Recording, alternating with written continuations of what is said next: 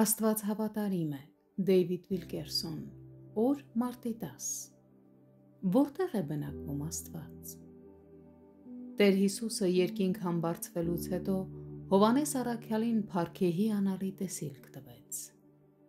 Եվ տաճար չտեսա նրա մեջ, որովհետև Տեր Աստված ամենակալը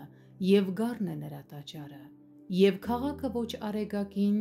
և ոչ լուսնի պետք չուներ, որ լույս տան նրա մեջ, որովհետև Աստծո փառքը լուսավորում էր նրան, և նրա ճրագը գառն էր։ Հայտնություն 21:22-23 խոսքեր։ Այլ կերպ ասած, միակ տաճարը երկնքում Տեր Հիսուսն է։ Եվ հիմա, երբ Աստծո տաճարը փառքի մեջ է և նստած է նրա աջ կողմում, որտեղ է Տերը բնակվում երկրի վրա։ Աստվածն ինքն է հարցնում.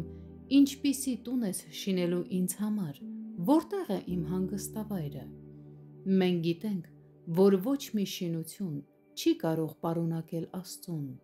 ոչ Վատիկանի Սուրբ Պետրոսի տաճարը, ոչ Նյու Յորքի Սուրբ Պետրոսի տաճարը,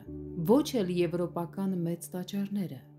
Ինչպես Պողոսը հայտարարեց Աթենքում, այն Աստվածը, որ աշխարհքս և ամեն բան, որ նրանում կա, արավ, նա երկնքի և երկրի Տերը լինելով, ձեռագործ տաճարներում չի բնակվում։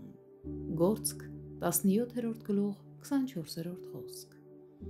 Պարզ ասած, եթե Աստծո բնակարանը փնտրենք շինություններում, մենք այն չենք գտնի։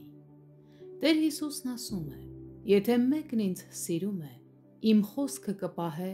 և իմ Հայրը կսիրե նրան, և նրա մոտը կգանք, և բնակություն կանենք նրա մոտ։ Հովհաննես 14:23 խոսք։ Տունը բնակավայր է, մնալու վայր, և Տերը գտավ իր բնակավայրը։ Չգիտեք, որ դուք Աստծո տաճար եք, և Աստծո հոգին բնակված է ձեզանում։ Առաջին Կորնթացիս 3:16 խոսք։